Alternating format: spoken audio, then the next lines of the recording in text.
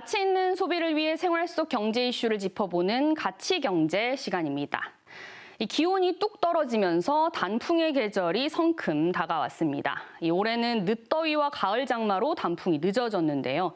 가장 먼저 단풍이 시작되는 강원도 설악산에서는 평년보다 나흘 늦은 지난 2일 단풍이 시작됐습니다. 단풍이 절반 이상 물드는 단풍 절정 시기도 평년보다 보름가량 늦어질 전망인데요. 설악산은 10월 25일, 주황산은 10월 26일, 팔공산은 11월 2일로 예측됩니다.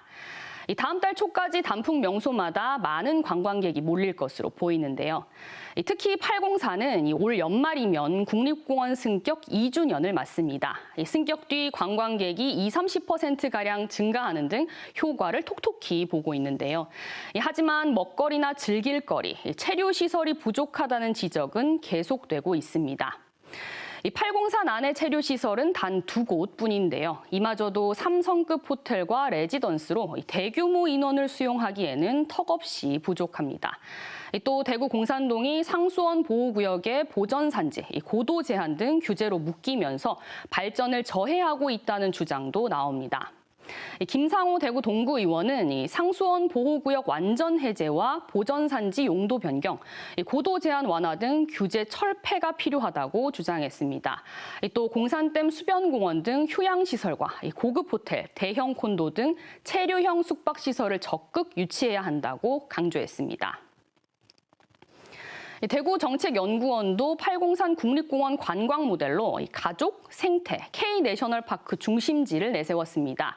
이를 위해 문화 콘텐츠와 명소 연결, 관광 인프라와 마케팅, 생태 관광 이렇게 5가지 관광 모델과 전략이 제시됐습니다. 구체적으로 보면요. 먼저 문화 콘텐츠 전략으로는 팔공산 국립공원 박물관 조성, 사찰 음식 등 불교 문화 콘텐츠 발굴 등이 꼽혔고요. 팔공산 연계 테마 코스를 개발하거나 기존 대구 시티투어의 팔공산 코스를 확장하는 방식으로 명소 간 연결을 강화할 수 있습니다. 관광 인프라를 위해서는 등산 관광 방문자 센터 등을 구축하는 방안이 제시됐습니다. 이외에도 연구원은 가칭 803 내셔널파크 같은 팔공산만의 관광 브랜드를 개발하거나 글로벌 생태계 프로젝트 도입 등 지속 가능한 생태 관광 환경을 조성해야 한다고 강조했습니다.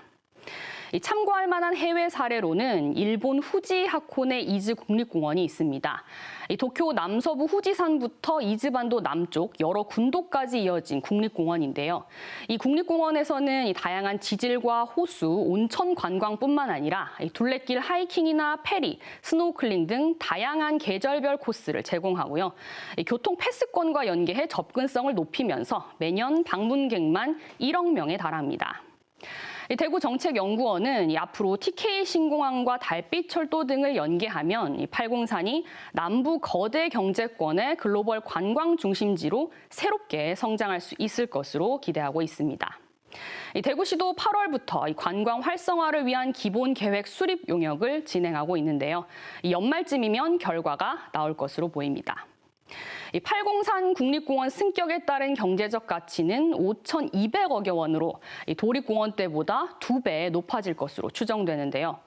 국립공원 승격에 따른 경제 효과를 극대화하고 지역 경제 활성화를 견인할 대책이 나올 수 있을지 주목됩니다. 지금까지 가치경제 오하영입니다.